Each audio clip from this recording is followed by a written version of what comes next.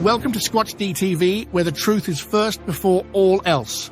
Join your hosts, veteran investigator, TV personality, and author Steve Kulls, and from the Kentucky Bigfoot Research Project and the Kentucky Fried Fixes channel, Chris Bennett.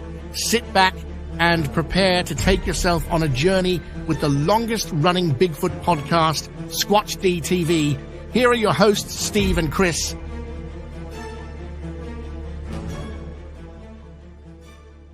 And good evening, cyberspace. Welcome to Squatch-DTV for today's date, April 28th, 2024. I'm your host, your guy, the Squatch Detective Steve Kulls, along with my co-host right down there, Mr. Chris Bennett. How are you, Chris? Hey, Steve. Doing good, man. I'll tell you, we really had some nice weather. It's got, it's like 80 degrees today. 80, And, okay, this time of year, normally my thermostat has got like a heat one side, off in the middle, and then cool on the other. And so what I've been having to do, instead of switching it to off for about a month, has been going from heat over to cool, over to cool. And I don't like that. How's the neck, man? You still breathing in and out and everything? I know you're still a little stiff, but yeah, well, we will we'll discuss that in a little bit too. Oh, okay. Well, what about getting the yard mowed and stuff a little bit at a time, or I do what I can when I can. That's what you got to do. Do not overdo it, dude. Right. Do not overdo it. Yep. Yeah. Hang in there. Yeah. It is what it is. What it is. Yeah. Anyway, let's do our roll call and let's get down to business tonight, because we got a lot of business. Golly, dude. Look at the chat is hopping, man. Chat is hopping, man. Good Lord. Hello, everybody. Yeah, I'm scrolling up, trying to get to the top. There I am. First in tonight. I'm still going. First in tonight was Walter Kroll. Hello, Walter. Ammon, Chris in the house. The Bat Mom. What's going on? Bat Mom. Relic Homin stopped in, so they'll see us tomorrow. Pat Collins. Hello, Pat. Good to see you, my brother. Sharon. Hello from the USA. Sharon's out there in Belgium. Oh, Sharon. Smedley Do Right. What's going on? Smedley. Barb Santee, good to see you. Waiting impatiently, LOL. Bristol, good to see you, my friend. Mick is in the house, of course. Mick is always in the house. Henry May, what's up, my brother from another mother? Good to see you, sir. And Henry, maybe we'll get you on next week. Give me a holler. I'd love to get you on. Grasshopper, what's going on? Grass is here. Sandra Piper, hello, Sandra. Andrew. Jay Fritz, hello. Jay is in the house. Jen, what's going on? Yeah. Who else we got going on here? Gary Johnson, Sr., good to see you, sir. Gary? And we already mentioned Sandra Piper. Angel Nolan in the house. Hello, Angel. Good to see you as well. Don Gumel popped in. He says he's got to go. We'll see us the next show. All right. Catch you on the replay, Don. Yep. Tennessee Cherokee, how are you, sir? Cherokee, welcome. Mr. Footer, what's going on? Good to see you in the chat today. Mr. Footer, Daniel Weeks. Hello, Daniel. How are you? Helton, a.k.a. Faster Man. Hello, Helton. Good to see you. Faster Man. I'm lost, Steve, so, it's on you, bud. I'm sorry. Little Kilroy was pissed. Oh, little Kilroy, hang in there, man. Hang in there, brother. Right? Nobody. Yeah, we got Nikki in the house. Hello, Nikki. Nikki. Arthur Watch is in the house. Arthur, welcome. So sad to hear what happened to you, my brother. But remember that sweet old lady we did the article on? Oh yeah. Turns out she's not so sweet.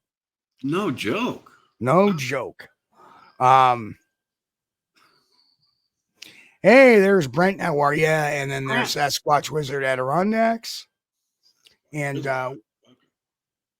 who else? We got Tackle Tactician is in the house. Hey, good to see you, man. Tackle Tactician.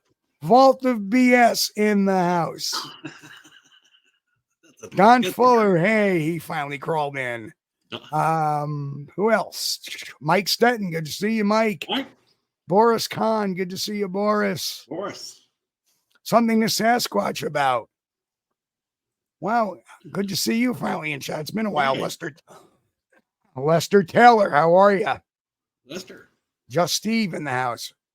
Riff Raffs RC. Riff Raffs. All right, that's cool. Tommy Naff in the house. Hello, Tommy. Good to see you from Sonoma County, Washington. Cool, Thomas. Wow. Bruce Strachan is in the house too. Bruce, good to see you. Blake Burrows in the house as well. Dennis Conroy. Mrs. Trackway is in the house. Wow. Mrs. Trackway. Yeah. Keith Ross. Hello, Keith. Keith. I got lost a while ago, man, but I tell you, the chat is going. I mean, they're really hopping in there tonight. I just love that vault. Our good friend Savant is in the house. Sandwich Savant. I love that. That is something I can be a savant too. Come up with these names out. I mean, this is great. Anyway, okay, we're at the bottom. Okay. Holy moly, that's a list and a half. Welcome, everybody. If we missed anybody, it was not because we meant to. No. A lot of people welcome. So a long little convoluted story tonight. First, let me start with, for those who don't know, on March 4th, 2024, I was hit not once but twice by a tractor trailer. And although it did minimal damage to the Bronconator, the next day I started getting some very bad neck spasms. As it turned out, my MRI, not good. I have 4 bulge discs in my cervical neck, 3 of which are touching my spinal cord. Yeah, that's a problem. Yeah, it is a problem. Yep. So, yes, it's sitting here tonight after doing a little bit of the lawn today because I got to do it because my wife suffers from her own ailments. For those who don't know, my wife has fibromyalgia. So anyway, yes. Well, that's why we didn't really do a Friday thing, because we got to let Steve have a little time to rest and recuperate. Well, that and part of the mental game too. Yeah. You understand when you go out on, not only am I dealing with short-term disability, but I'm dealing with no fault insurance, so I can get paid for my lost work between those two. Still working on the company to get my flipping car fixed. Do you think that would have been done? Right. Have not gotten a check from those people yet. And it's been almost 2 months. So there's a lot going on. And then I'm going to a doctor 3 times a week for pain management. I'm going to be seeing another doctor for pain management as well, in the ortho side of things now, because the injury. There is a ton of stuff that I've been doing during the week. Well, man, don't let them put you on prescription pain meds. No. Because I will tell you that. I'll tell you right up straight. Yeah. I am not a narcotics guy. That's right. I'll stick to ibuprofen. Thank you so much. Yeah, that's right. Yeah, definitely. Because once you start taking the prescription, they start you out when you're taking prescription pain for pain, okay, or for prescription pain medication for pain, and then before you know it, okay, it's not working. You're taking more. And the next thing you know, you are addicted. You're addicted. But, it may take the pain. And now I'm a pretty tough son of a bitch. When my doctor read my MRI, he looked at me. He goes, you're not, are you in pain? Well, a little bit. I just live with it. Yeah. And that's me. I was raised to be the kid that doesn't cry, when it comes to pain. I suck it up. I've had a lot of pain. I've had broken ribs. I've had a broken toe. I've had a fractured skull. Not once did I ever go to a doctor for any of those. I just live with the pain until it healed itself. And again, I won't go down that opiate trail because it leads to addiction. Right, exactly. I hate doctors. I mean, they're good when they're saving your life. Don't get me wrong. I'm forever grateful. But as far as going to a doctor on a regular basis, I hate that. Right. So that's just part one of our long tail of why we've been quiet. No, it wasn't the fact, and that was a very minor reason. I mean, a very minor reason. Hey, Tactical Bigfoot Research. Hello, All right. Steve. See, Curious Cryptid in the house as well. Good to see you. Steve. Welcome. So I'm not a pain pill type of guy. Never have been. I was given a narcotic once when I was a teenager for an abscessed tooth, and I hated it the way it made me feel. I just was not like, nope, never again. Yep. So that's the scoop behind my health. The other thing is, has there been a little financial on that? Yeah, a little bit. Because now you're waiting to get paid. Always, they're paying you behind schedule instead of up front. Yep. Right. So that's causing a little bit of stress and topsy-turvy stuff because little adjustments. So a lot of stress going on. So normally I love everybody, but insurance companies, man, I mean, we could do a whole show on the amount of ill will I have towards insurance companies. I hate insurance companies. I really do.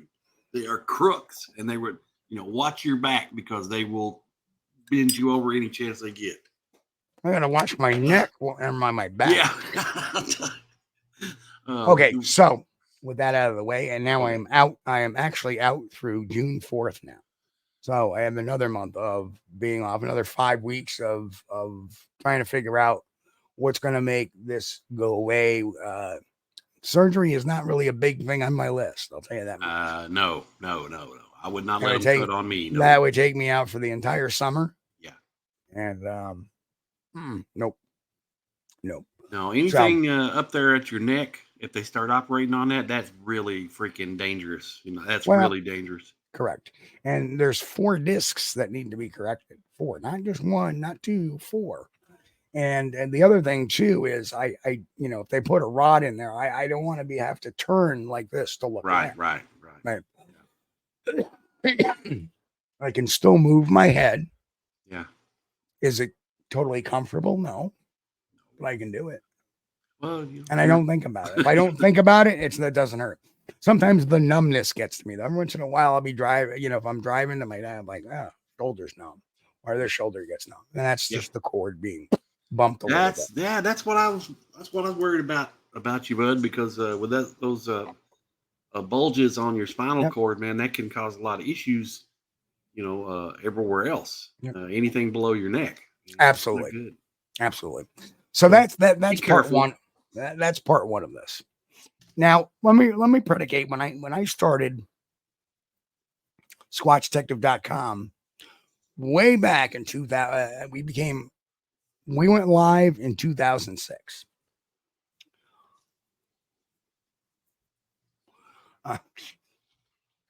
I did mine live. I'm listening. I'm watching that. We went live with Squatchdetective.com in January 1st, 2006. And the whole goal of that was to analyze things on a national level, to take a look at videos and photos. Originally, I had this little freebie website called the Adirondack Research Organization. And I remember in 2005, I had a little get together at a Golden Corral when there was a Golden Corral up there. And, good to meet you. Good to meet you. Good to meet you. And all of a sudden, this guy shows up. Oh, hi, my name is so-and-so. I'm from Michigan. Michigan. The guy was in the neighborhood, been following me on the Adirondack on the Adirondack Research Organization. And there it was. So we decided to go, do a more national thing in January 1st, 2006. Yeah. And my goal, and that was not only to do research, but news reporting and analysis of videos that come out. And it came out very quickly that a lot of the stuff that was coming out were hoaxes. A lot. Now, throughout those years, not one single hoaxer has actually filed a copyright complaint, because when the dog just coughed, we're like, what the hell was that? Excuse me. Time for another treat. He was like, oh. He's over in the corner going. And now he turns around, looks biscuit. at me he turns around, looks at me. He's got a smile on his face. Dog biscuit. So anyway,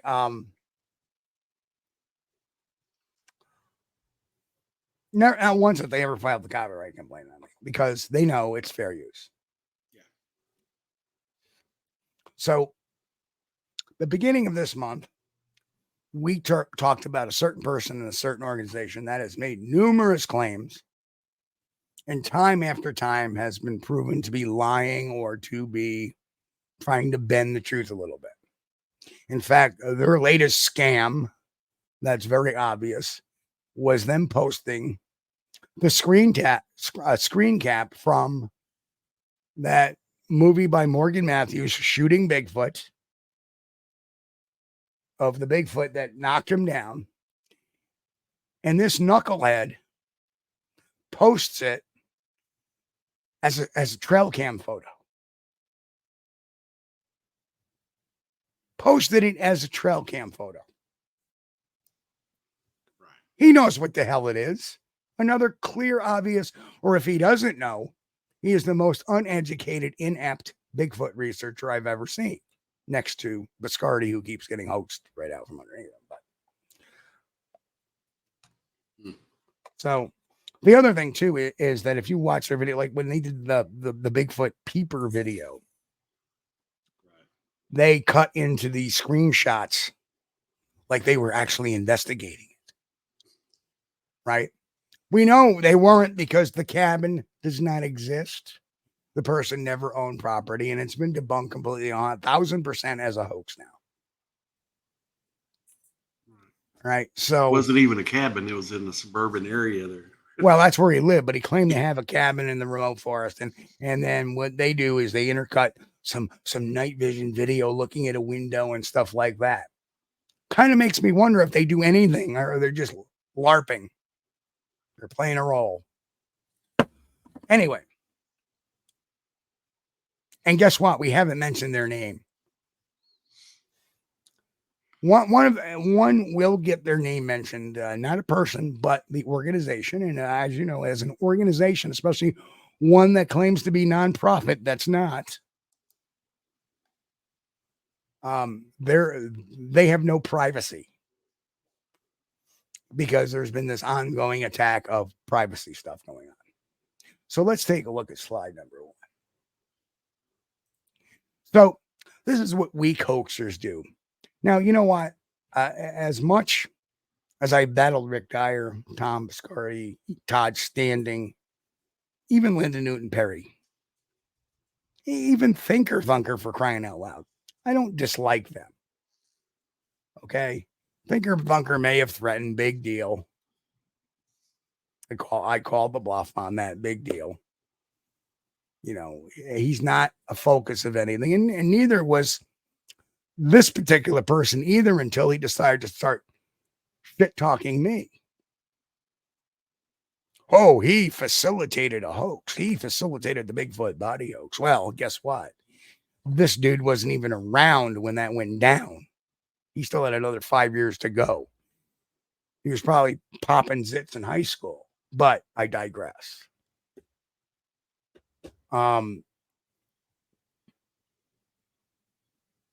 If giving somebody a phone number is facilitation of a hoax, then I guess I'm guilty of charge. I gave him somebody's phone number that I knew, that I had, because I was asked.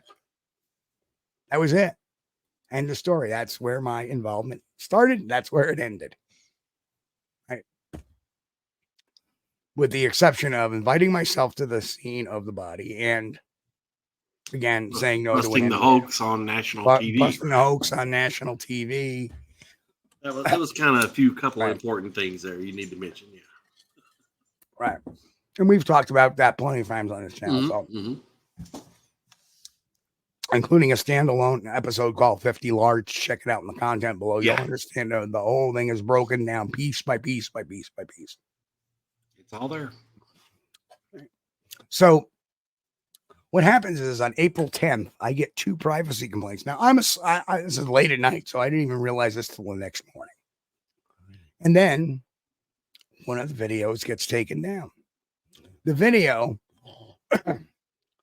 and this is my inbox.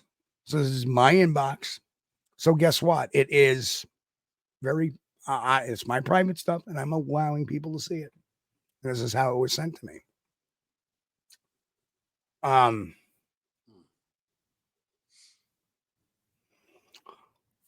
Anyway, yeah, on that particular video, all of a sudden there was a privacy complaint. Well, what the hell privacy did I violate in that video? It was this guy basically making up a story about a Bigfoot sighting. The guy said, "Oh, I saw it from head to toe." And then he goes on to say he was standing behind this log. Well, how can you see it head to toe if it's behind a log? Simple as that. Very typical 101 investigation. Oopsie. If that was a witness, I would have said, "Yeah, you're full of shit. Have a nice day." Right? End of story.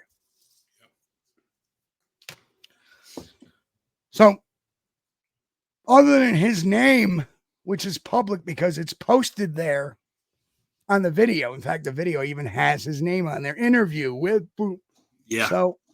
So under fair use for comment, criticism, and stuff, we decided to make a video about that and show this obvious, obfuscation of fact. Right. There was another one where he says that he stopped following because it went on to private property, and we don't go on private property. And then later on, he says it went from private property to public property, so he can flip them around. Right. Done. And we still haven't mentioned his name, so that's all good. So, after an attempt at trying for privacy contents on 2 of my videos, his buddy Puke decides to hit me up with a copyright claim for you, and we'll get into this. And then the next day, because, okay, you don't like that, I posted stuff on Facebook, we'll get the message out I removed the videos and put them on my own website, and he decides to copyright claim a video from 2021. Okay, these So two guys, right? 2 guys working together, Correct. to get 3 strikes against Squatch-DTV. We're trying To get 3 strikes. Exactly. Or they're trying to scare us enough to get us to shut up, which unfortunately we had to, because if we got the 3rd strike, it would have shut us down for a little bit. That's the whole goal. Yeah, that's the whole goal. This has been, and this is obviously a conspiracy to get Squatch-DTV shut down by getting 3 strikes within a certain period of time. And if you don't think so, you can check out the video page of the main guy there. That's the focus of our attention, and his little organizational page. And there's a video of Puke with him. Those 2 guys together, right? Yeah, both those guys. Well, not together with him, but with one of his team members, and I'll leave it at that. Okay.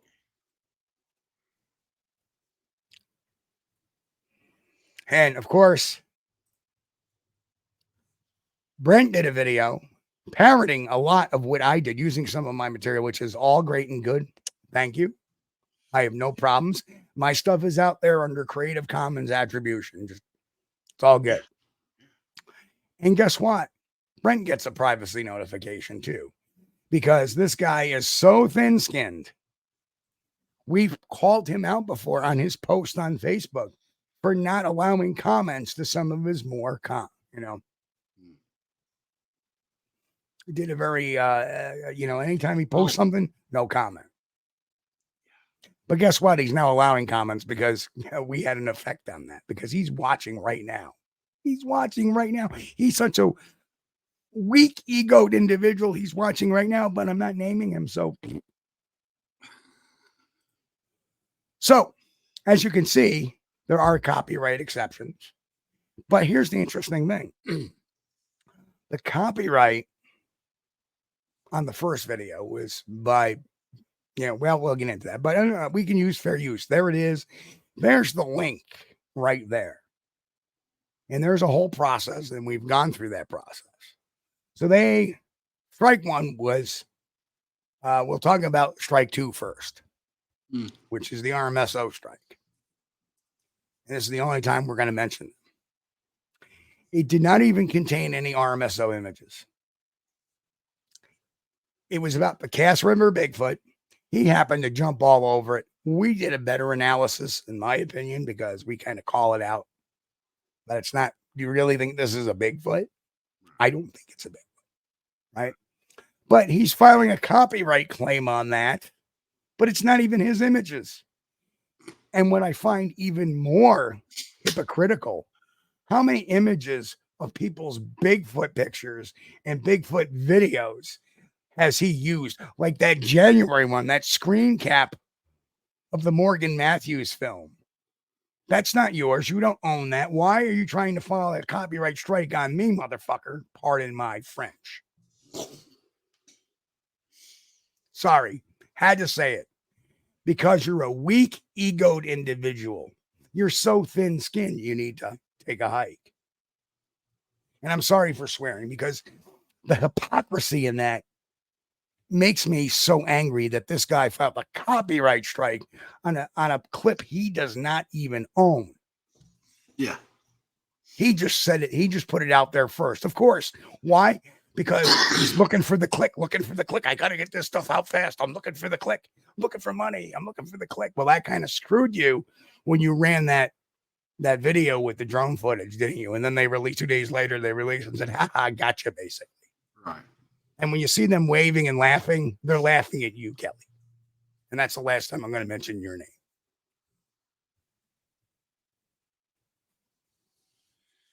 Well, now the plan is pretty elementary and it's pretty obvious, but that kind of conspiracy, you know, if it's not used properly, can backfire on you, can it? We'll get into that too, and boy, it's going to backfire.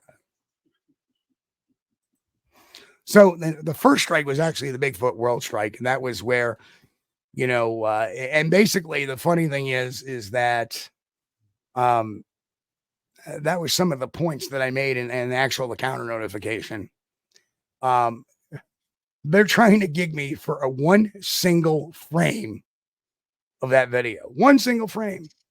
And the reason why we didn't run the video of him talking is because we wanted to limit the amount of copyrighted use material we were using. So I used the least minimum available, the thumbnail, not even a thumbnail, but a portion of a screen cap to show here's this individual making up this phony Bigfoot story. Right. There he is. And we let the audio run that. But what does he do? He says, oh, well, they create a custom thumbnail on my content. No, he didn't. YouTube did that. It was a short.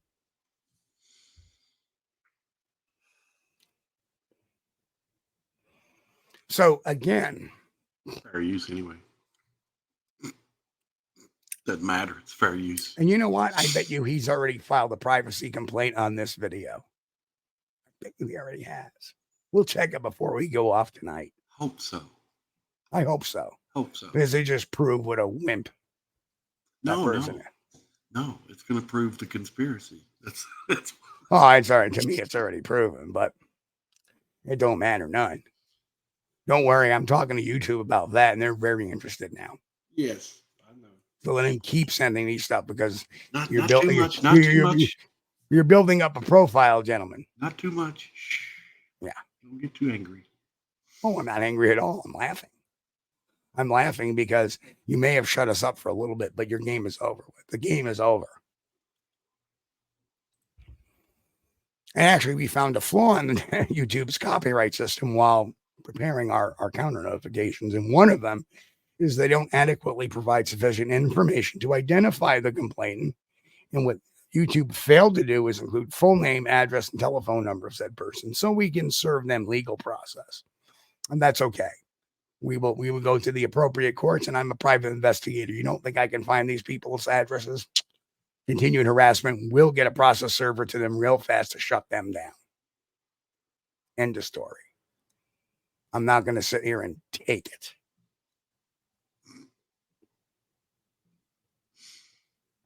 But it's very interesting that don't give away too much. No, but any copyright claim, YouTube, according to US 17 USC 512, Section C, paragraph 3, Section A, note number 4, states that for a valid copyright complaint, the complainant must provide to the affected party this information. YouTube is refusing to send that information, and that's in violation of 17 USC 512 and all those other sections. So literally, YouTube would say, oh, well, it's our privacy. Well, hold on. Privacy is out the window here, folks. He made a copyright complaint against me. That's a legal issue. Once you do that, you're now into the legal realm. Hence the counter notification. And this, oops, did I fail to put a slide in there? I did. Oops. I did. I forgot a slide. Damn it. So anyway, sorry. Well, that's all right. But I did file a counter notification. I got to call that folder back up to take a look when I was going to say. Come on. There we go.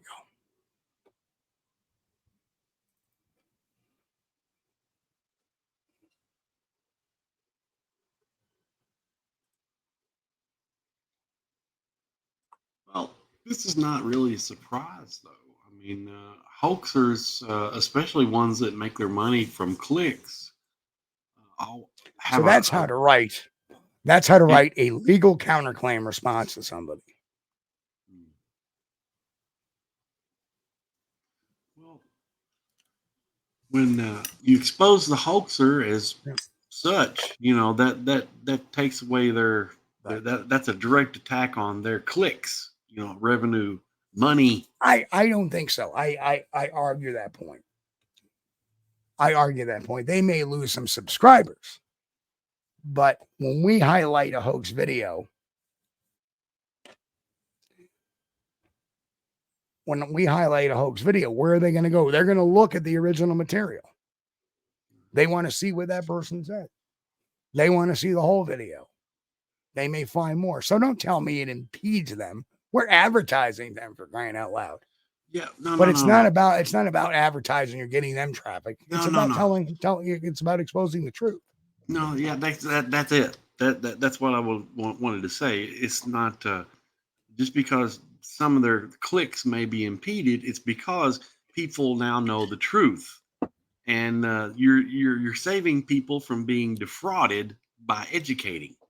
Right. And once you're educated, you can't be defrauded by some of these sites that's putting up the fake stuff. Well, they're not really. Hold on. Let time out. I'm very clear about this. If they want to put out Bullstein every day, or, that's fine. We can argue that. We're not impeding their traffic.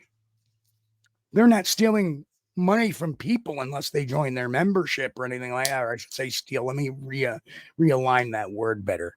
They're not taking money from people, unless they have a membership and then presenting them false information purposely. Well, yeah. But then again, that person also joined the membership. If they do their due diligence, caveat emptor, obviously the that's their own volition. So you know what? They're not taking it. It's not like, so that's why I kind of don't like the word grifter when it comes to people like this, because grifting is a way of defrauding somebody out of money, out of cash money, out of possessions or money, right? So it's not grifting. They're getting ad revenue, and that is based on and they're getting views, and they're getting views admittedly on stuff that's either ill represented, poorly told, or not accurate. So be it. It's not taking money out of my pocket. Let's face it, it's not taking out money out of the pockets of the majority of YouTubers that watch his channel. So let's be honest with ourselves there. Yes, but when you present yourself as a channel that's dedicated to Bigfoot research, and then you promote hoaxing as real Bigfoot research, that is defrauding the people. And especially, I'm gonna move on to something else too. When you present yourself as a Bigfoot research organization that is a nonprofit, and you accept donations or memberships, whatever, from the public, that is defrauding the public. Right. But he's not saying he's a nonprofit on YouTube. That's on his Facebook page. I'm going to stand up for him on that. That, yes, his page shouldn't be there because he's technically not a nonprofit organization. I'm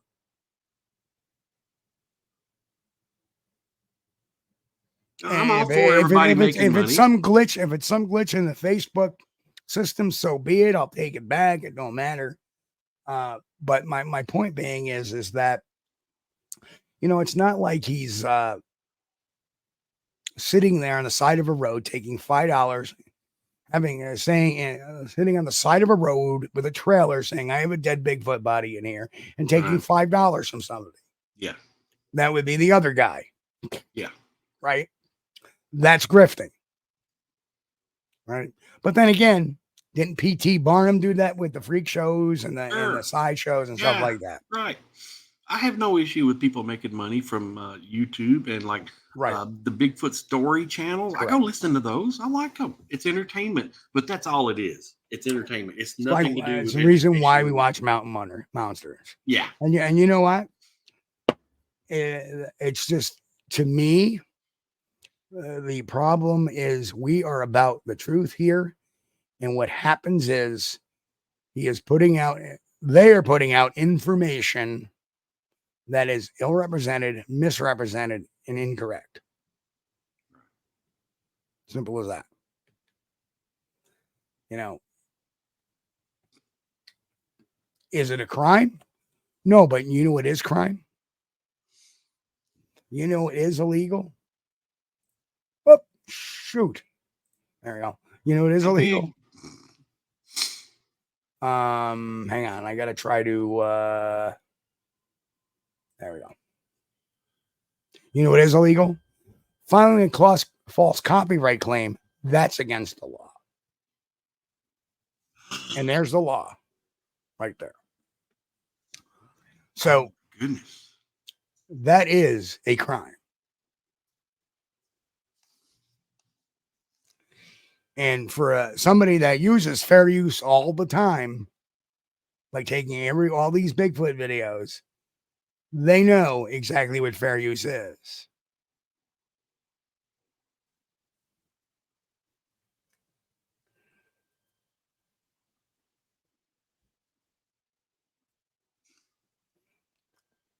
That's the crime. Now, the other one, World Bigfoot Radio, he knows what I'm pretty sure he knows what fair use is, but YouTube, after the copyright gets lifted, will be taking him to task for that, as will the other person. Well, and they will look any further attacks from them on this channel. It's starting to go into a file. And they themselves might find their channel disappear. I wanted to... through no action of my own. Can we step back just here 1 second? Sure. Because when you read this off, I wanted to hear this. Filing a false copyright claim is against the law. That's very true. Thank you. I wanted to hear that. Yeah. Yes, I did forget my own sound effect.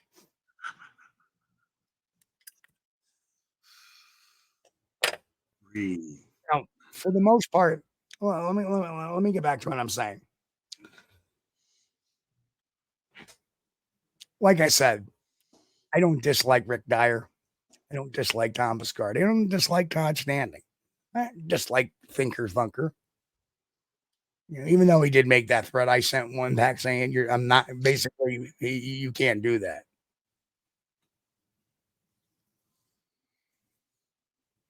The interesting thing, and I'm trying to find the right words. I don't really like these two guys. And that don't make me feel too good because they've tried to hurt me. They've tried to hurt my audience. They've tried to hurt you, Chris. And that's why I don't like them.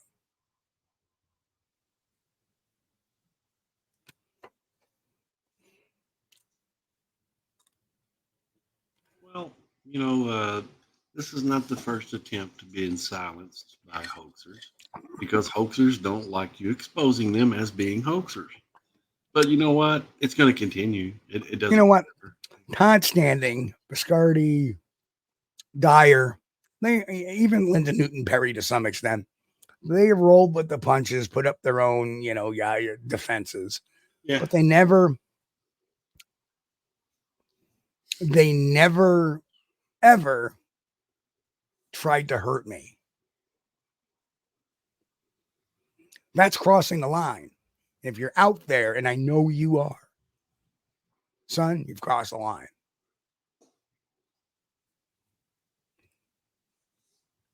All I know is if he sees my name up on the marquee at one of the conferences, he best not show up.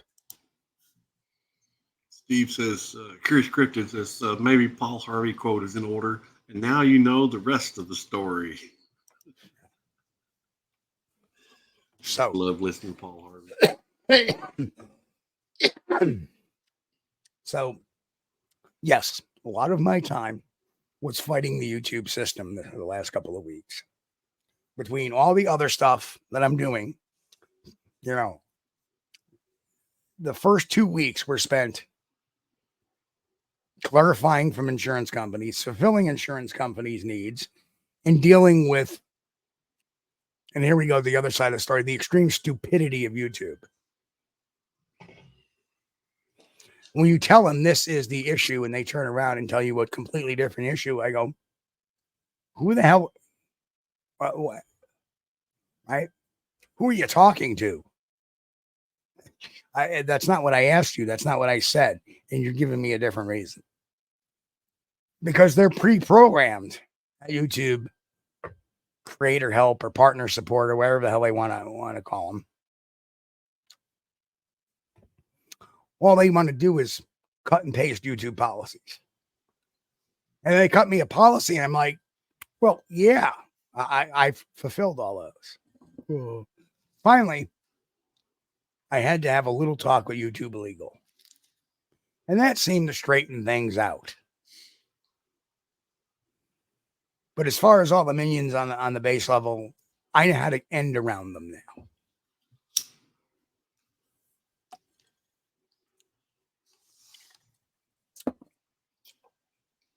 Well, it's almost like as one of the guys had an inside source in YouTube too, wouldn't it? Nah. No, not at all. Not at all. I'd like to live in grand conspiracies like that. No. I won't unless I have proof of it. It's not a conspiracy. No.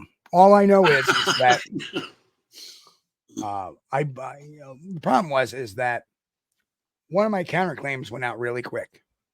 And I think YouTube has a problem if you have 2 copyright strikes. They're sending out 2 copyright claims. They didn't want to send along the second one. No matter how many times I worded, this is fair use, fair use, fair use. And I've sent them, this very notice like 4 or 5 times. And I said, they don't understand my right to counterclaim or counter notify. How many more points? How clearer can that be? Yeah, but once you correct me if I'm wrong now, but once you receive a certain number of subscribers on YouTube, don't you get a personal representative? Yes, but he's just under that yet. Oh, okay. My use of the material is legally protected because it falls within the fair use provision of the copyright regulations as defined in 17 USC 107. I don't know how many more ways I could tell them I have a legal right to counterclaim this. In fact, their own system says you can counterclaim this. And, you know, if you have an acceptable reason, like fair use, right? So eventually I had to talk to legal and said, are you getting involved in this fight? And like, oh, no, we're not. We're not making a judgment. Well, then you need to fight. So I talked to a couple of YouTubers who've had issues with this in the past, including one YouTube attorney. And he showed me how to end around it. And I did.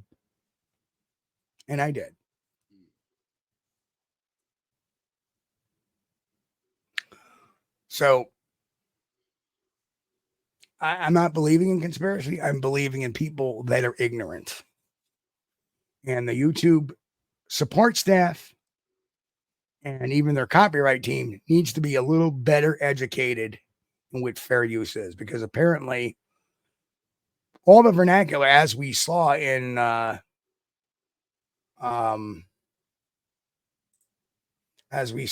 this particular slide, if I can get to the slide,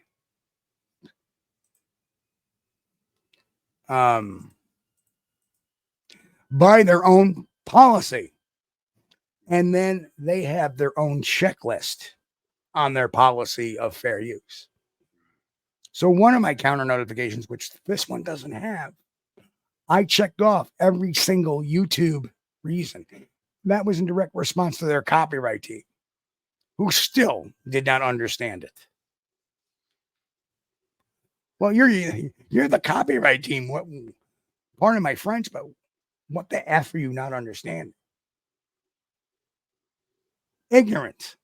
Wasn't until I talked to legal and got their attorneys probably involved. They said, oh, this is fine. Send it. I think what you're describing here is something called willful ignorance.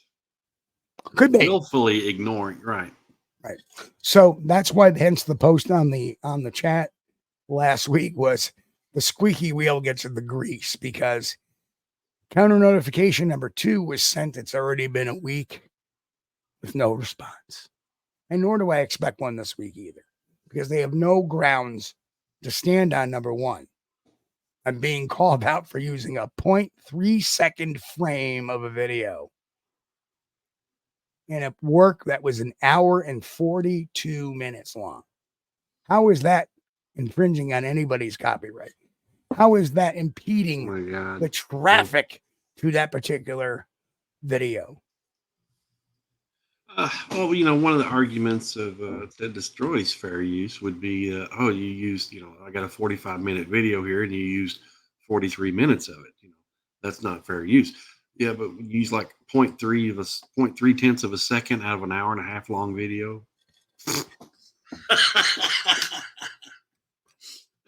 That's fair use, bud. That's fair use.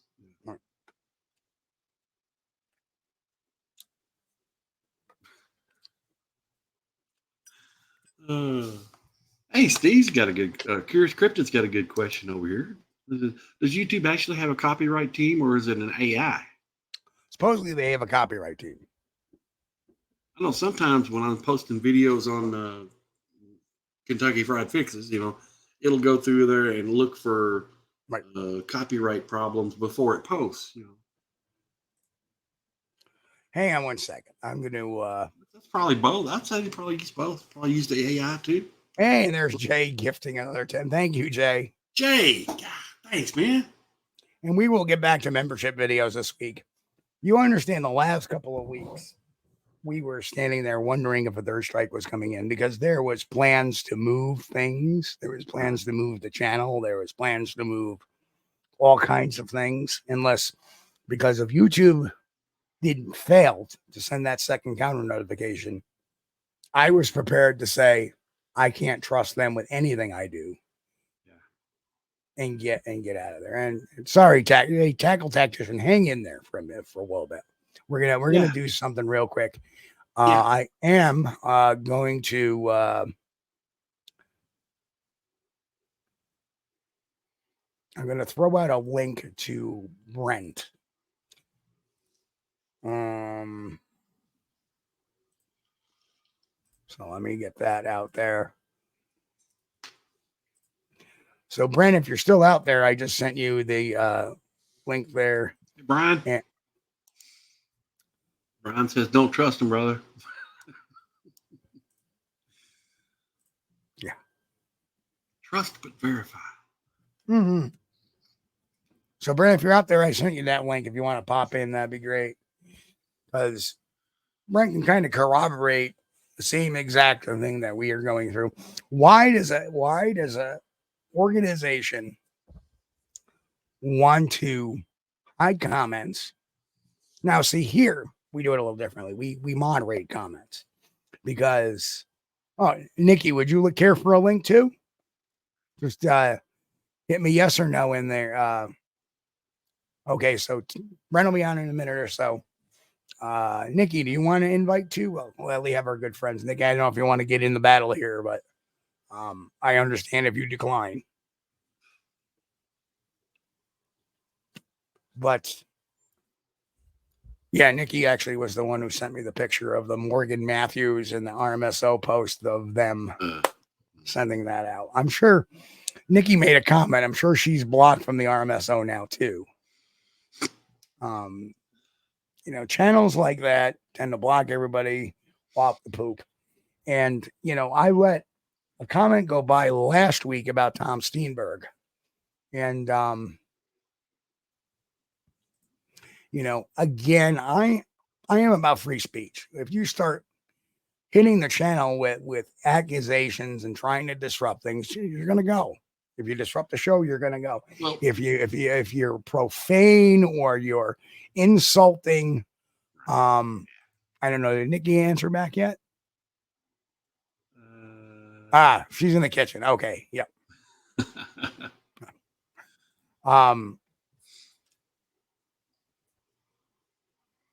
So let me go to this real quick. I gotta find it first. Yeah, everybody's welcome to freely express their feelings about something, but we don't get into trolling. We don't get into politics. We don't get into religion and none of that stuff. No. Here we go. So here is what I mean about somebody that's uneducated writing in a comment. Is Mr. Steenberg the famous armchair bloviator I keep hearing about? He seems to fit the bill. Based on what evidence does this man feel justified in saying he doesn't believe a word Todd Standing says? Please justify your opinion, Mr. Steenberg. Same goes for Freeman's evidence. Opinions based on false premises are simply worthless, useless palaver. Where's the objective evidence to support such opinions? And this is from a guy who's probably living in a box. So my reply to him was very elegant. I said, let me first elaborate for Mr. Steenberg here. First, you are uneducated. Tom Steenberg has been out in the bush for the last 40 plus years. You are sounding like a person who throws insults to people to hide a lack of any coherent argument and who wants to elevate themselves over someone who has paid their dues in the field just to make yourself sound smart. Thomas Steenberg has paid his dues. Yes, sir. This just proves to people what a weak case you have for your argument you actually have. Sticking your tongue out at someone and name calling is grade school fodder. No matter how elaborate the verbose is, it still comes off as lugubrious. Who can play at the games of palaver and stuff like that? I don't see any rebuttal of how Standing is truthful, only gaslighting. Where's your evidence? I've got plenty. Todd Standing is a fraud. He started his website as a hokey Blair Witch attempt production company, which he owned at the time back in the early 2000s. That's just the start of the Outstanding Productions. That's just the start of the claims, like the bags full of hair, which were later stolen in a burglary at his house. Not the TV equipment, just the hair. Of course, you wouldn't know this. You're not educated on the topic. Learn whom you are defending. Answer me this. Do you really think the first Muppet face was real? And that wasn't his first video. That too is rather obviously hoax for his lost film footage doc. So really, if you think that is real, my argument is one, and it's obvious any observation you make should be compared with that same poor judgment. Don't be that guy. If you want evidence of Todd being a hoaxer, well, look around at this channel, my website, my whole blog, where we show evidence of him being a hoaxer over and over and over and over. So I suggest knowing whom and what you're talking about before opening your mouth or commenting, because false info will be vigorously objected to here. I'm sorry, I'm trying to read this over the camera here. We take arguments, not gaslighting BS and name calling. Your one pass is used. You're aligning yourself with a hoaxer. I said, I do diverge with Tom on Freeman. Try again, this time with rationale instead of gaslighting. And you know what the answer was? That crickets. Yeah. Crickets. Brian Wolf is killing me over here in the chat. Yep. Oh man. Yep. Brian, it's funny. I'm not going to put it up, but it's funny. Crickets.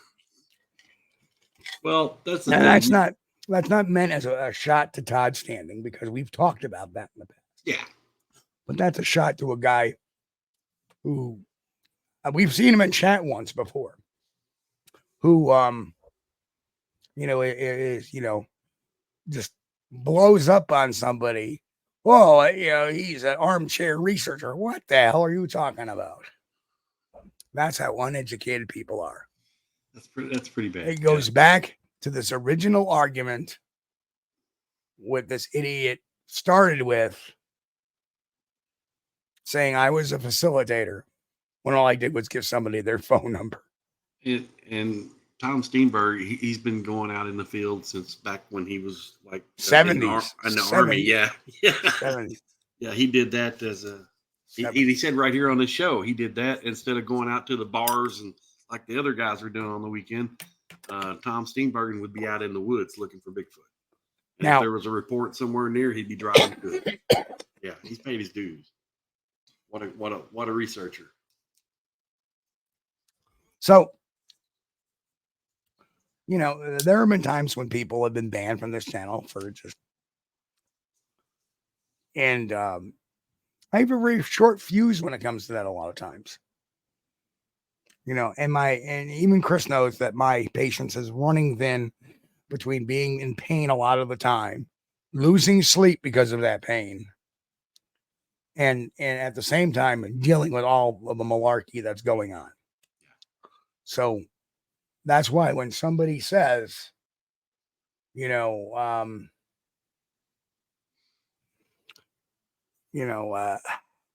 somebody says, if I'm being short, hey, there's Brent. Let's pop him right in.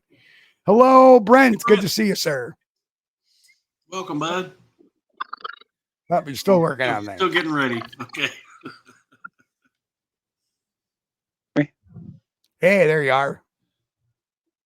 There. You guys can hear me now? We can hear you loud and clear. Sounds good. Ooh. Yeah, I see you kind of having some issues with a mutual friend, huh? Yeah, absolutely. Well, I think my problem started before yours. And I actually feel kind of responsible for your problems, because I think, me being, kind of having to sit back for a little bit, you started swinging for me. So I kind of appreciate that way.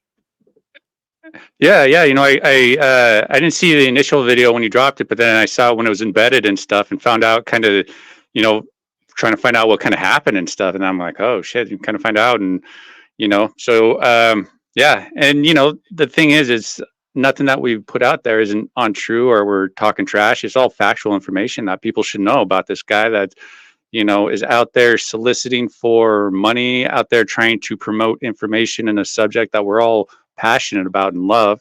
And he's out there just, doing whatever he wants, saying whatever he wants, posting what he wants, all for his own, his own self gain. And that's crap. And it's like, I think we have every right to call him out. And the fact that he's trying to do a bunch of this stuff is like, just really shows his lack of character. I mean, damn, trying to get a channel shut down just because they're presenting the facts about you. It's like, man, that's low. And, you know, I'm the type of person I was like, okay, you want to play this game? So I went and embedded my video in a bunch of Facebook groups and stuff. So if no matter what, the videos will always be up there. I'm even at this point thinking about starting a Facebook page that's like proof of RMSO hoaxing or something. I don't know, you know, just something to, you know, it's the Streisand effect. He wants to keep something quiet. Well, then, you know, makes me want to put it out there even more. So, well, here's the thing. Hi, Kelly Shaw, if you're watching too, by the way.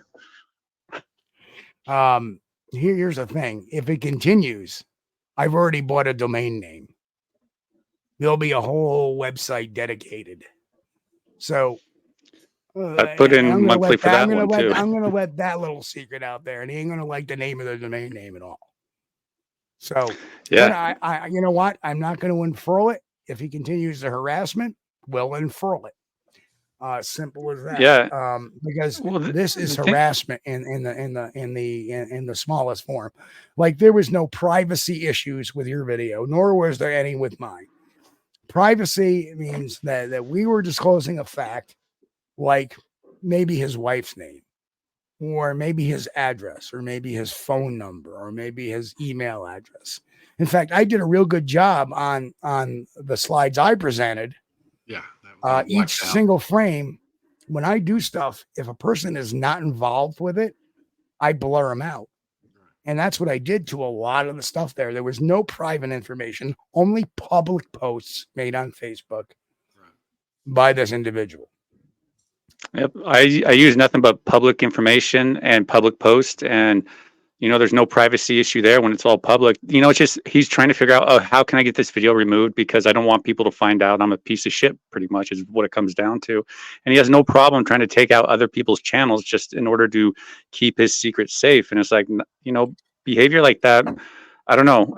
I don't know what happened to you, Kelly, on why you're taking this road, on why you, because from my understanding, he wasn't always like this. He first started out as a legitimate dude really trying out there. Now he's like totally shifted to selling out to the point where, I mean, come on, Kelly, you're using Rick Dyer's photo. Come on, Kelly.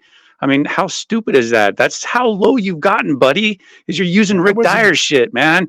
Let that one sink in, buddy. Yeah, that was well, it's shooting Bigfoots. Photo. Yeah, but still, yeah, it was, but it's related to him. Yeah. Your microphone is just a little bit too loud, but is there any way you can turn the volume back just a little bit? Yeah. Hot mic. Yeah, I think so. Yeah, hopefully that works. Maybe I'll stand a little further back too. It's push the mic back. But a little better. Yeah, a little better. Yep.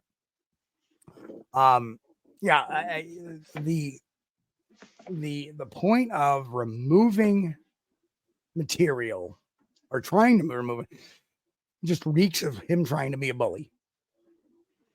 He's trying to be an internet bully. He's trying to use all these in a very cowardly fashion by, oh, I don't like what he's saying, I'm going to file a complaint. Come on, man.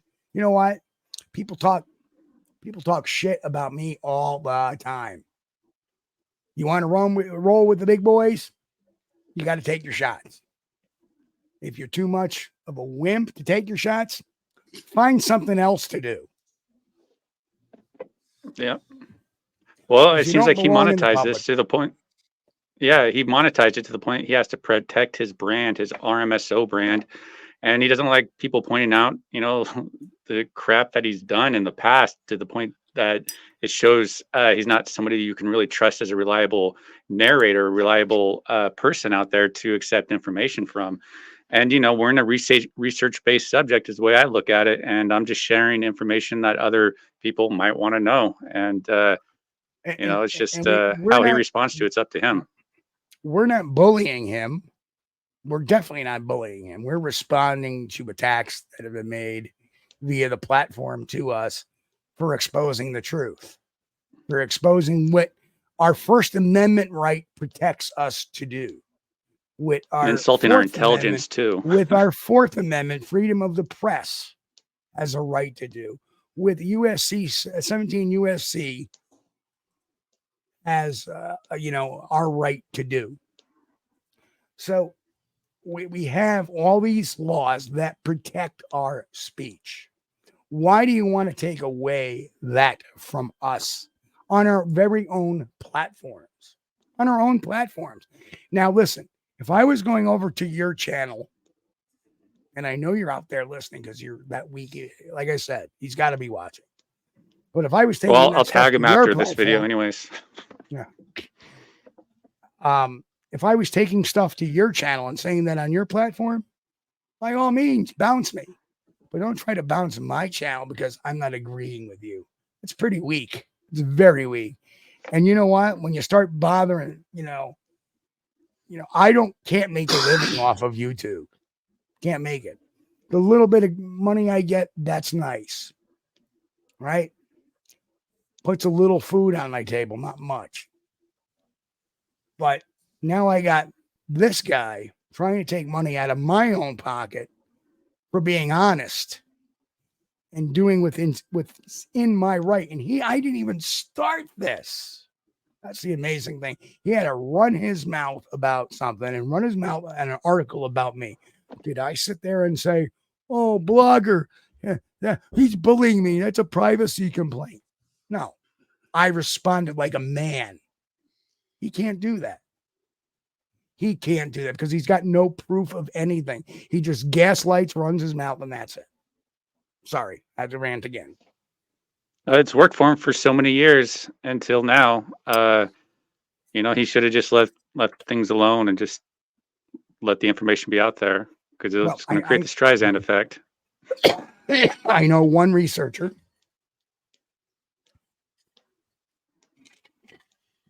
That's very true, Mick. Can't put that up, Mick, but I agree. Yeah, but it's a way of bullying, and I'll tell you why. But a lot of people don't know, and maybe maybe Brent, you don't even know this, but there is a researcher out there who did a video on this individual. He got hit with a copyright strike, and the guy used fair use. I've seen the video, and he didn't have the cojones to turn around and fight it. He negotiated with him, took it down, and he lived out his 90 days with a copyright strike. Now, I'm not blaming him for doing that, but that's not me. It's not what I stand for. I survived getting a name out there through a website and a blog and Facebook. YouTube was just an ad. I can go back to Blog Talk tomorrow. I can go to Rumble. I can go back to Blog Talk anytime I want. Ready to rumble.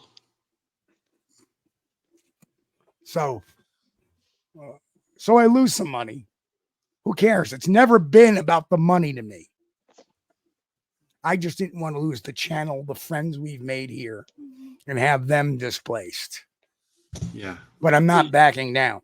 You hit the nail on the head there, Steve. It's about the money for him. It's all about the money. That's exactly what it is. Exactly. And that's the problem. And we really need to be weary about the people who have monetized this subject to the point it's their main income, because they're the ones that have more to gain from putting out these sensationalized articles or whatever, like the Rick Dyer thing or shooting Bigfoot thing. Come on, Kelly, man. Come on. That's so bad. We're like so low now, Kelly. And I'm talking directly to you because I know you're watching, man. Just stop, but you're not going to because you want the money. I don't know if this is his main income now. Seems like it. So it's like he's doing everything he can to protect his income, which, in a research-based field really kind of sucks. It's just all in a bad position. Man, what a shitty move. Shitty move, man. Shitty move. Like, yeah, I've made videos about some of the shittiest people in this subject, and no, not an issue. But man, this dude comes along. He's like, I want to get you with a privacy claim. It's like, dude, whatever. My video's still up, buddy. Notice it's still up. It's going to stay up too. Yep. That shit ain't coming down. I tell you what. Yep. Strikes are coming off. Strikes are coming off. His strike is and off. It's I don't know what's he doing with that whole what is it? But Brent, he's claiming copyright infringement on my video for images. They're not even his. They were the Cass River Bigfoot images, and they're not his. right? Yeah, he's And this comes from a guy who uses people's images every day in his videos. why can't they get his stuff copyright, get his channel taken down? I mean, if he wants to go down and play this game. Because you know what? Like Todd Standing, like MK Davis, like Tom Biscardi, like Rick Dyer, right? They know where to draw the line with certain things. Right? Mm-hmm. What are they going to do? File a false copyright claim? Like, that's the thing. We are legally using this material. Legally using this material under the Fair Use Act. Well, I think that's why this is such an important discussion to have right now, because this could help deter and us better understand going forward, and not support this type of behavior. You know, like any Kelly Shaw followers that are watching this should really reevaluate their position on that, because, you know, well, I you look know at what he's trying to do. I don't even care if they still follow him. I don't care if they stay subscribed to him. Just understand that it's not accurate information they're looking at. And that's really the only thing we've ever said. Well, I'm going to make an announcement here, Steve. And because, you know, I've recently been thinking about purchasing Bigfoot Sasquatch original footage from the copyright holders. So if anybody has any Bigfoot footage that they had and they're the original copyright owner, please, that they've been interested in selling, please feel free to contact me over at my channel, Kentucky Fried Fixes. If you go to the About thing, there's an email link there. Email me and give me a number, and maybe we'll work something out. Because especially if it's being shown on that channel over there. If it's on RMSO, yeah, that I would be definitely interested in purchasing the original copyright rights to it. Footage. All Good of call. it. Good Any call. of them. Yes. Yep. Yeah, you know, it's just, it's really unfortunate that, you know, people like him. The only other issue that I've had with somebody out of all the people I've talked about was Mr. Todd Gatewood, my good buddy, Mr. Todd Gatewood. Yeah. It's the only other person that gave me issues with YouTube, and didn't really win on that one. No, and because of that, he didn't give me any issues. You know, and that's lesson learned. You know, because you know it's going to happen.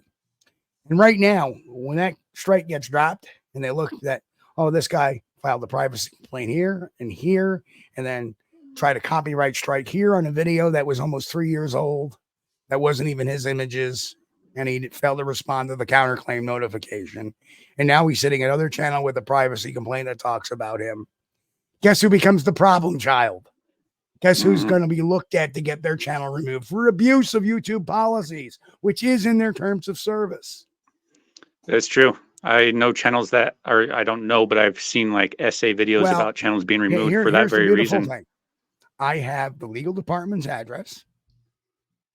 And if continued harassment takes place, then what we're going to do is I'm going to get the other person involved, and we're all going to file a letter saying that this man has made numbers of false claims, and then his channel should be removed and his channel should be struck. Because I really think that if a channel copyright strikes somebody and they fail to answer the counter notification, that strike should get removed from the channel that was claimed and put onto their channel. Because they're abusing the YouTube system. And if YouTube, you're listening, take note. We're not being treated fairly. But you know what? You're okay with those folks that do reaction videos. How about I just play them idiots going, right? How is that not a copyright violation? But you argued for a week on mine. And not this guy's, the other guys. I've seen lots of your reaction videos where people are playing another video and they're like a little bitty square on the screen and they're talking about the video that's playing. Right. I don't get it. Yeah, it's changing. YouTube's changing. It's becoming harder and harder to have discussions on this platform and get all the information out there without having it be somehow struck down because it's offending somebody or whatever reason, it's just going to get worse. No, Unfortunately. it's not. You know what happens is that you take these issues head on, and then it gets better for a while. This is the first time we've had this issue. First time. Where somebody has done this. Yeah. Yeah. I don't know. It's interesting to see kind of where it goes, but bad form on Kelly Shaw for doing this. And I don't know about the other one that you got. Was that Duke? I'm sorry. I don't know for naming names. Duke Sullivan, really? Duke, he challenged me to a cage fight with no rules and stuff. Like literally he put that out there. So I'm like, that's when I gave him the nickname Mad Dog. So I call him Duke Mad Dog Sullivan, and I was going to do a parody video, but yeah, man, that Duke guy, he got mad at me because I called him Shrek that's guarding the pond of bullshit. He didn't like that. Oh yeah, man, that dude's like a piece of work too. Like he's just like Kelly Shaw, really. He's just out there trying to monetize the subject for his own personal gain. He wants to be some sort of guru in the whole cryptid thing of like, I'm sure he plays, Magic and World of Warcraft and stuff. Nothing against it, but he strikes me as that type. Yeah, he's quite the character too. He's a funny guy. A lot of strange characters in this subject, isn't there? That you come across in the whole YouTube world, which just, man, it's just, wow. You talk about LARPing, it's like, geez, the LARPing is like running rampant right now. Like, look at the Squatch Watchers. I think they're doing really well with their LARP vision that they're doing. I think I just coined something, LARP vision. I caught part of their interview with Doug and Alex Ichek. And there was two of them sitting off on the side screen, not the main one talking. And all they did was giggle throughout the first half hour I watched of it, and I turned it off. Well, they were like, what's up with that? What's up with that, like, man? Why are they on? They're like, Doug, like, getting the bottom of the barrel, having those guys on or something? It's like, shit. I guess it's better than like I don't think Doug really. Something. I don't think really Doug books the show himself, but well, there's other stuff to listen to that's really worth. Again, I was on Doug's show the other night, so I can't. But it's what it is. You got to. Sometimes you have to put some quality in there to replace. Our own Henry May has got a HBM's UFO corner now, so he's been doing some stuff like Pittsburgh and Roswell. That's interesting. I always like to listen. Yeah, Henry's a good guy. Henry's been around as long, if not longer, than I have doing this. Yeah, and, I remember. Back in the day, seen a lot of old pictures of Henry. Yeah. And Henry, we gotta get Henry on. Great events. I remember one time we had him on, and his cat started walking across his keyboard while we had him on the. And we kind of got a truck, but it's always fun. It's always fun with Henry. That was actually on Billy Willard's show that had happened, and Eric Altman was filling in for that show at the time when poor Henry. Henry May, I believe you are correct on that point. Duke buys into the Janice Carter stuff, buys into the driving the Bigfoot and the driving Bigfoot and the Bigfoot in the car. He buys all that, and buys into it all, yeah. And that's why I really don't think he did with it. To me, what do you want me to do, George? What do you want me to do? What do you want me to do? And you can see it was very apparent because here's Kelly trying to privacy strike. And when he realizes they don't come down immediately and they have to pass a review first, he decides to have his buddy copyright claim. Right. So that doesn't put me in good. That doesn't put him in good graces with me at all. But to me, you know, he's a follower. He's not a leader. He'll do whatever coattail he can ride tells him to do. And right now, he's trying to ride the coattail of a guy that really has no coattails to ride, except for he has a popular YouTube channel.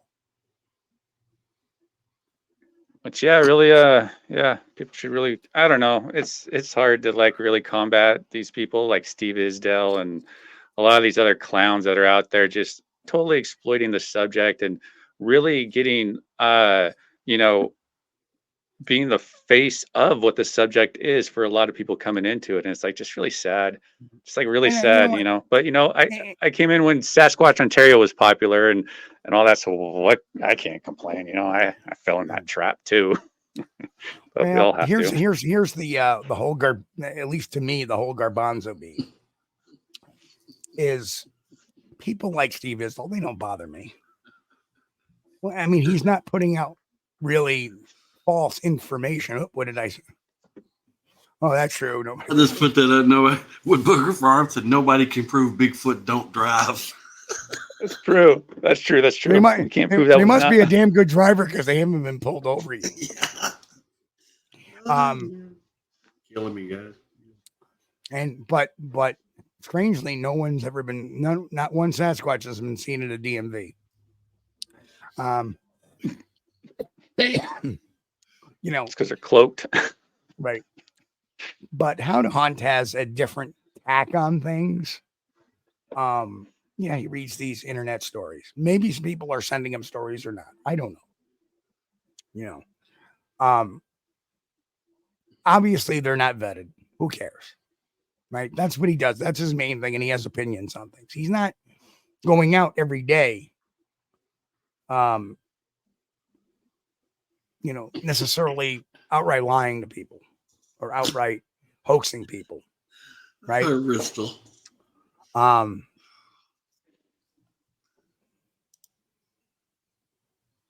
Bigfoot can't get a license. This picture's always blurry. Very true. It's a good one. So yeah, platypus can't get a license because they can't foot the bill. Where's our platypus joke at tonight? I haven't seen Finding the Trackway in the house tonight.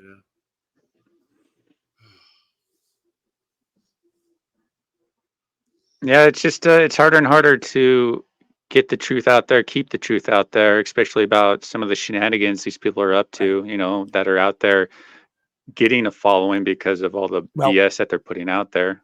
Like that particular person hosted somebody on their channel, good old Robin Lynn, the former Ketchum spokesperson, claiming that Meldrum assaulted her. Oh yeah, that chick. Right. And we proved that incorrect because she said, oh, when I got up to talk, he got up and left. And there's a picture of her talking with him sitting behind her. You know, it just stuff like that. That's a lot more harmful, I think, than what Isdall does. And I don't mean to defend Isdall, but I don't want to throw everybody in the same trap. I mean, for all I know, Isdall might just be, hey, I'm getting these stories on the internet. I'm reading them. I believe what I believe. That's fine. Sure. Does he do some tacky stuff on Facebook that I've questioned before? Yes, absolutely. The using of the Mark Zasky picture is one of them. But yeah, well, I think a lot of contention with the How to Hunt guy came when he first got into the subject, how he rattled all those feathers, especially with the massacre and really going after the people. Right. I think that's where a lot of people. But that's that again. Do we blame him or do we blame the people that created that? You know, to me, he's just a passerby who was new that bought into this BS. Follow me? Yeah, that's true. We just you and I know we have a mutual friend that we pulled out of the BS, and I'm glad to say he's going to start broadcasting this week. Oh yeah. Yep. And cool guy. I'm honored to be his first guest. That is 2.0. Nice. Should be an interesting evening. because you know Oh, we'll definitely be there. Yeah, well, you know, a lot of his old consorts will probably show up to hear what I have to say. Well, you know, there's a lot of different ways to make money with Bigfoot on YouTube, and you know that's fine. I would like to point out a few years ago, back on the Bigfoot forums, there was a young man named Rusty Wilson, and he put out a book of Bigfoot campfire stories, and they're awesome. They're awesome. It's just stuff that he'd heard while he was a fishing guide, and you know, he collected those and put them out in the book. And there's nothing wrong with that. Now, he says that Bigfoot campfire stories. Okay, it could be true or it could be just somebody's yarn, but it is good entertainment. And I've seen lots of channels on YouTube that do that. They do stories, and that's fine. That's good entertainment. But what you can't do, you can't claim to be a Bigfoot researcher, and then put out known hoax stuff, known hoaxed footage, and promote it as being real. You can't do that. That's when you're presenting it to the public, we have every right to have a response to it. Sure. And you know, that's the thing, you know. But a lot of the people who do that don't realize that and just kind of get upset that someone's kind of calling them out with it. There's shenanigans. So much shenanigans there it is. There it is. Platypus tried a Bigfoot hoax, but was poisoned by his web foot of lies. Yeah. Finally, the trackway popped up a while ago and said, "I'm here." Well, he said something else too, but he said he's here. Well, you know what that means, folks. All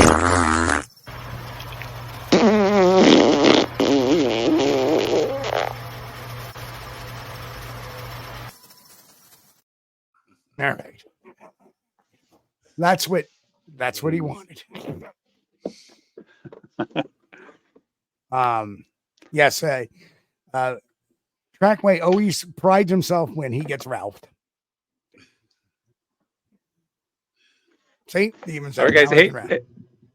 Hey, I got to bounce out though because I got to finish up dinner here. Oh. So, all right, Grant. Well, I appreciate. I just wanted to come on and I just want to come on and agree and say, yeah, Kelly Shaw is up to no good, and Kelly, just stop, man, just stop. So, all right, I'll talk to you guys all later. Yeah, good to see you, Grant. See you, bye. All right, bye.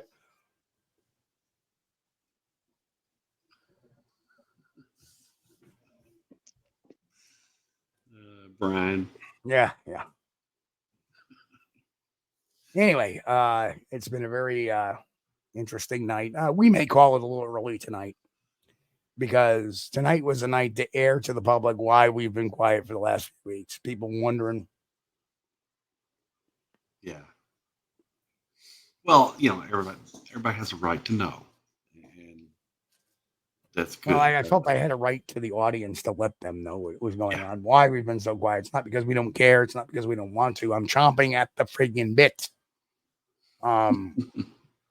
But what they did was put me in the channel in a precarious situation is that if some other wingnut that we go after that posts a phony Bigfoot video and we use it under fair use, they could shut the channel down for a few weeks. Sure. Yeah. Now that ain't gonna happen. Now that's not gonna happen. That was obviously the plan, to get 3 strikes on the channel in a short amount of time. That way to get the channel knocked out. And that's, you know, it's so elementary, you know. But these guys working together, 2 of them, that's conspiracy. And that's not cool. Right. No, not cool at all.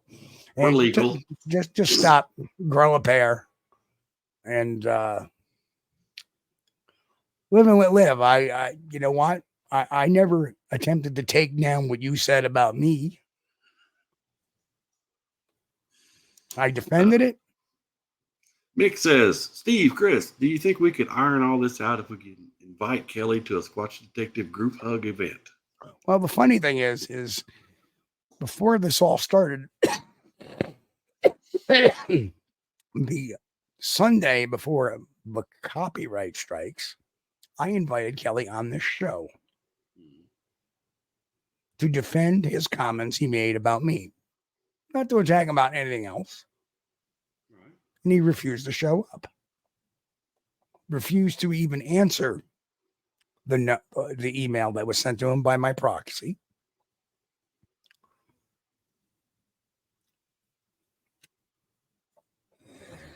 Well,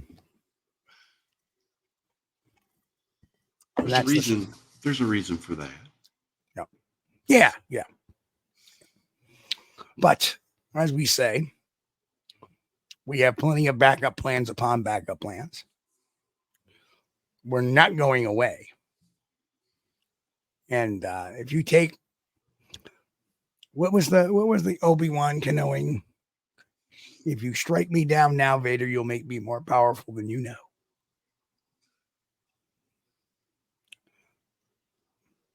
Because I have a website with my own domain name. Not a blogger, not a WordPress site. My own website. No, yeah, I don't need YouTube. I can go to Blog Talk tomorrow. What are you going to do there? I'd rather not, be honest. Yeah, I'd rather have a format. I love my audience here. Yeah, right. Exactly. Don't want to inconvenience everybody. Right. But needless to say, and again, thank you, Jay, for gifting those memberships. I really appreciate it. Yes. Thanks again, Jay.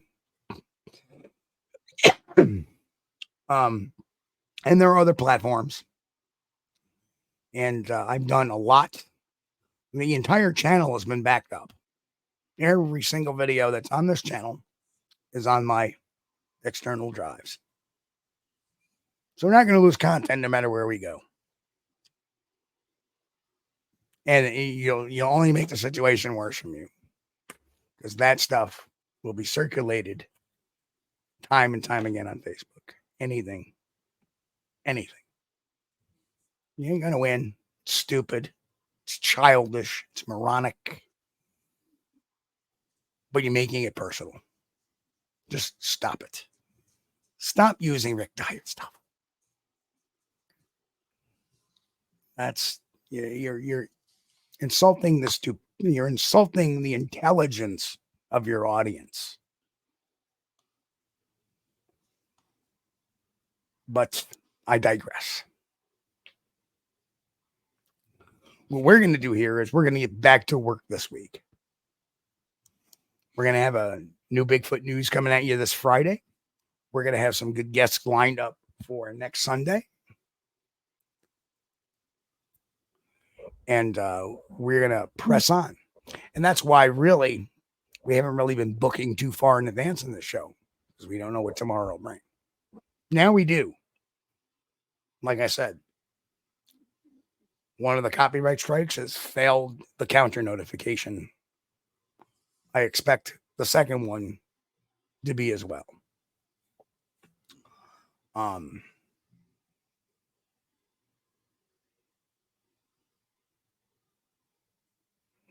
Yep, and Pat, you're right. Todd Standing takes it like a man. I take it like a man. I fight back. Right? Don't try to besmirch my credibility, son. I've been around way too long. And I've proven myself. I've paid my dues. Paid more than my dues. Over that very event you cited. And there's far wiser people out there in Bigfoot land that know that. Remember that.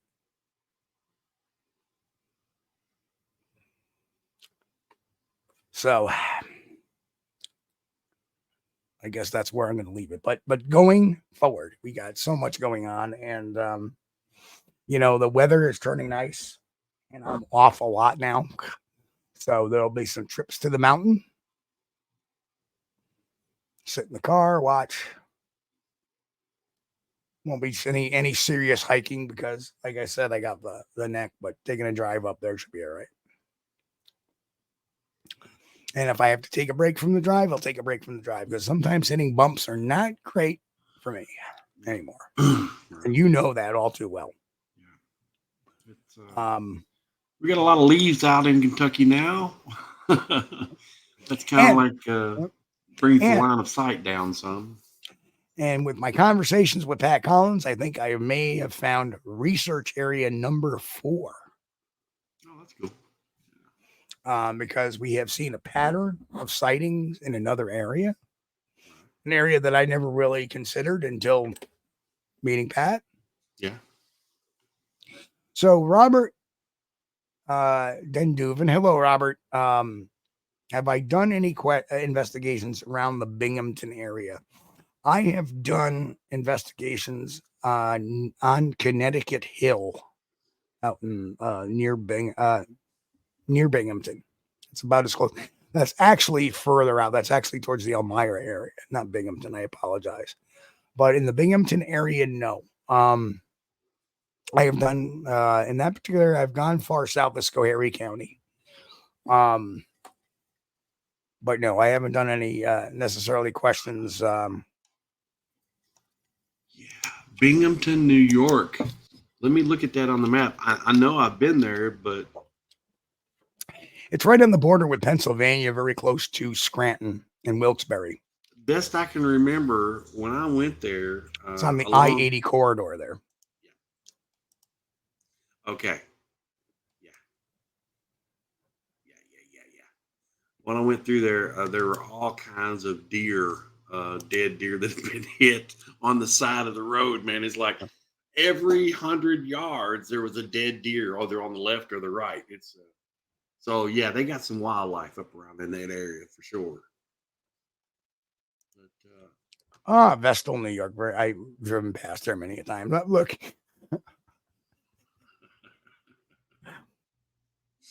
I mean, excellent. Henry, consider yourself booked. Yeah, good. So next week, next week we're gonna have Henry on. So, but yeah, Henry is the encyclopedia of Bigfoot information, man. He knows so much. So, I can't wait to get into talking with Henry about all. I mean, it's been a long time since Henry's been on, so way too long, way overdue.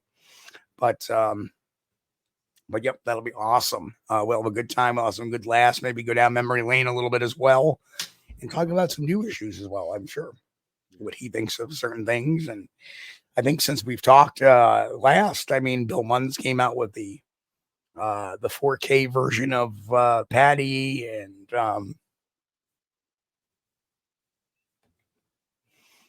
there's been so much more. I want to get into Henry's brain about a bunch of things. So, but yes, so Pat Collins asked me about hearing about a sighting near his. And I found 3 more sightings, but not the one he meant me to find. So we know there's at least 4 sightings within a 5-mile square area. Yeah. Over the last 30 years. And when you think about it, that's actually a pretty good hit rate when you keep having consistent sightings over a period of time. Right. That means they're somewhere in the area. Right.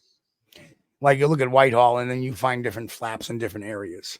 But obviously this one has been a very consistent burn throughout the years. So now we're looking at all this going, Well, that was the thing about Binghamton, New York, that struck me. It was all the deer. You know, because if you got that many on the side of the interstate or on the side of the road, there's got to be lots of land out there. Yes, and I think people get confused too when somebody says New York, automatically, especially if you're from a country like a hillbilly like me, somebody says New York and automatically you picture New York City in your mind. Oh, New York is all city. No. There's some wild and woolly places up there. It's pretty much wilderness. Yep. But So and the funny thing is that we've been there before. This newly researched for same area where we had the rock thrown at us and where we heard the tree knock on scripted that we did live. That's all around this area. It turns out there's sightings all in that area. So it's going to be a big event. So I'm going to get my Sasquatch map out again on Google that I have on Google Drive. Right. And we'll start pinning the new cases on those over the next week or two. Oh, Pat, come on, man. Pat says, I lose 2 more teeth, Chris. I'll be legal to move to Kentucky. Don't bring any books. You got to leave your books at the state line, though. Yeah. Unless you're low on firewood, then you. That's right. We don't need no books for learning. Oh, man. But anyway, if there's any, the rock throw was actually in Saratoga County, New York, where we were as Washington County, New York. So totally another county, completely a different. Obviously, it's going to be a different group of them if it is. I just don't see a lot of movement from them, but that area is so remote. So it does have some houses sporadically, but most of it's forested.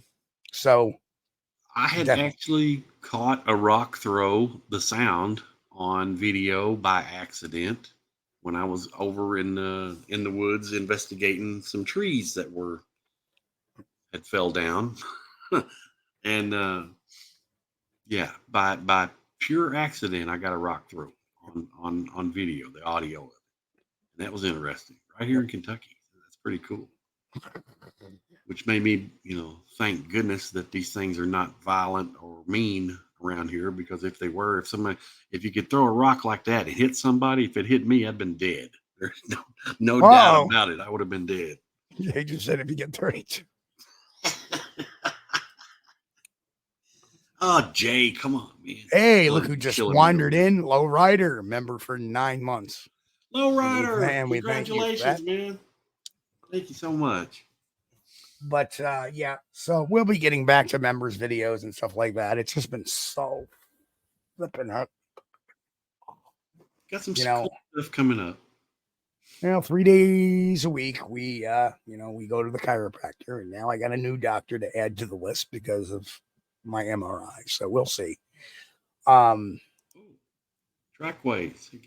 Something throwing at him and what? There he is. Donald.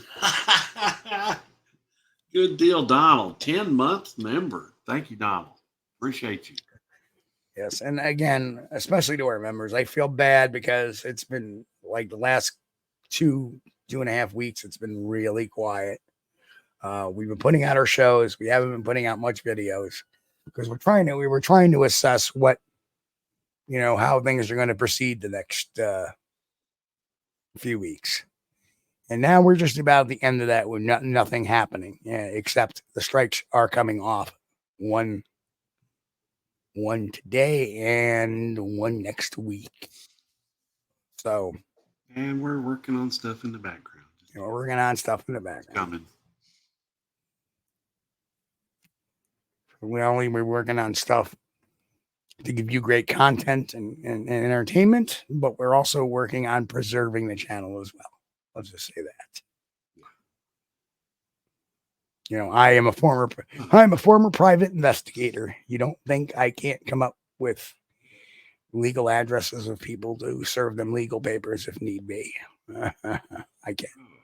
So I'm not really worried about it. Brian Barber says, I was taping a recorder to a sign and got 4 rocks tossed at me that hit the sign. Scared the crap out of me. Whoa, that's cool.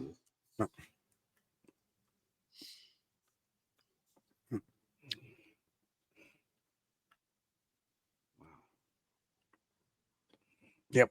So, like I said, I didn't do this show to have my final word against who, but I did need to present that to our audience to understand what's been going on.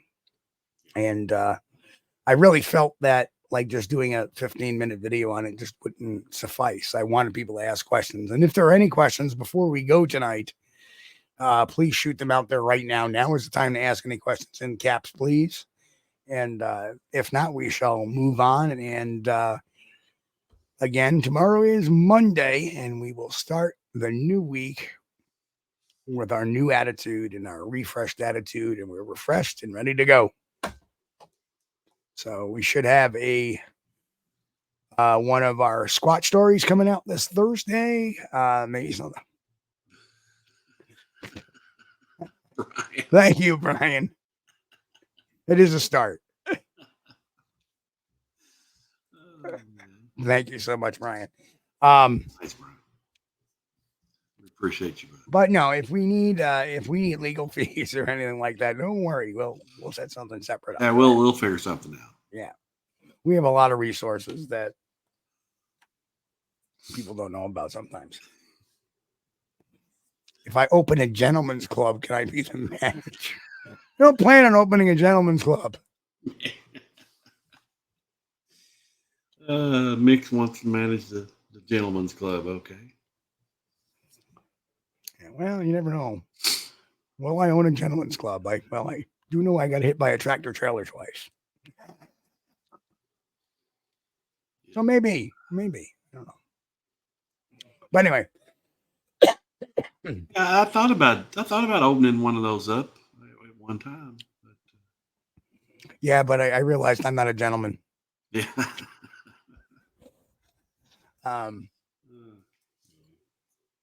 But anyway, folks, if there's no questions other than Nick's question, I think we'll sign off a few minutes early tonight.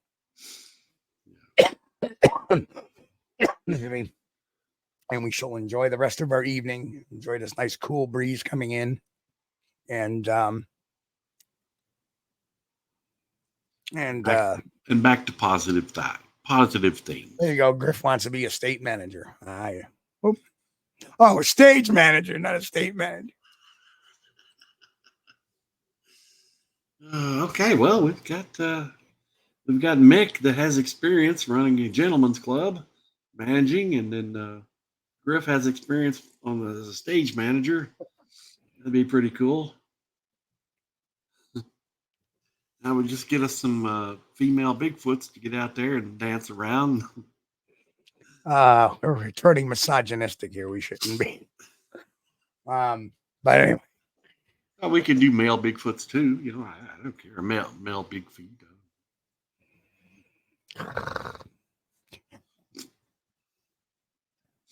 I'm gonna be afraid of the dark. Now I'm gonna be afraid of the light. I see one of those. I dated a female Sasquatch once.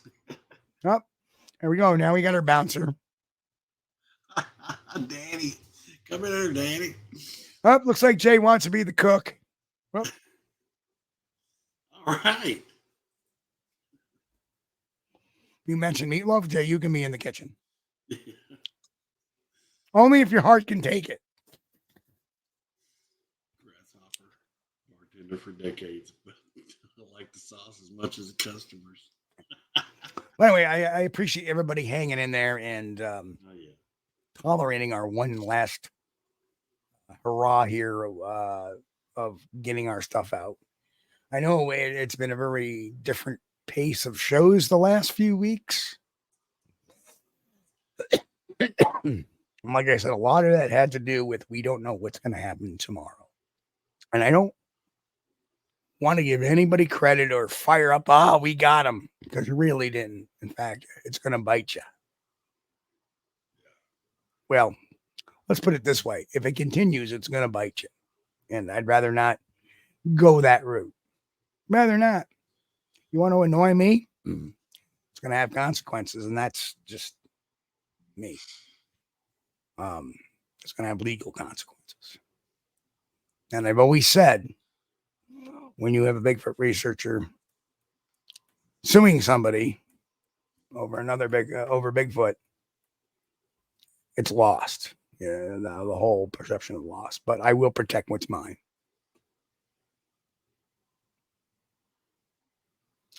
But let's get on to the topic at hand. We're gonna see what we can do this year with the beast from the east. see what we can do, whether it be in Kentucky or whether it be in New York or anywhere in between. We're going to see what we can do, see what's going to happen. There's a lot of things being planned. Lots. May not happen this year entirely, but it's going to happen. Yeah, the leaves are thick in Kentucky right now, and so are the ticks. I mean, the ticks are really a problem, an issue. They're enough to tick me off. They love it. You put that deep woods off stuff on there, man, they love it. I don't know what. I think it's attracting them or something. Yeah, I know. It's never really worked for me. Oh. Actually, surprisingly, the number of ticks I've gotten over the years has maybe amounted to like 3 or 4. Yeah. I've got to get some more of that Zote soap. Now, I know this may seem a little off subject, but it's not. There's a big bar of soap. Looks like a soap bar of soap you use in the bathroom, except it's huge. And it's laundry soap. And you can make your own laundry detergent out of that by kind of like melting it in water or whatever, making the soap slurry. If you wash your clothes in it, I noticed that the ticks don't seem to like that as much. And I got to reading on there why. And it's got, it's made with citronella oil. Yep. So that's like a natural, without throwing all the chemicals at them. It's a natural, what do they call that, where it makes ticks go away. They don't like it anyway.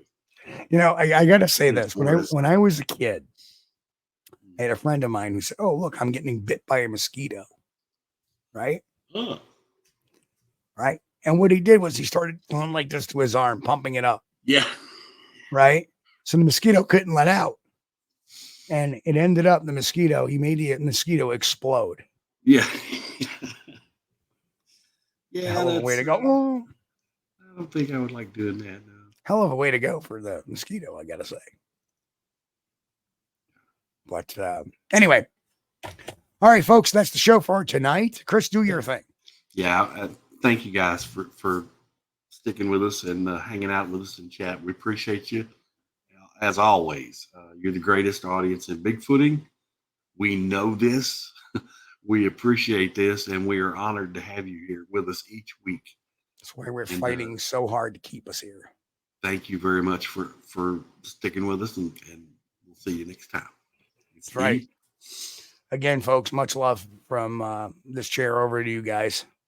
You guys are the reason why I don't want to move out of YouTube. Love you guys. Hopefully YouTube's listening too. Maybe they'll get make some changes or understand the circumstances.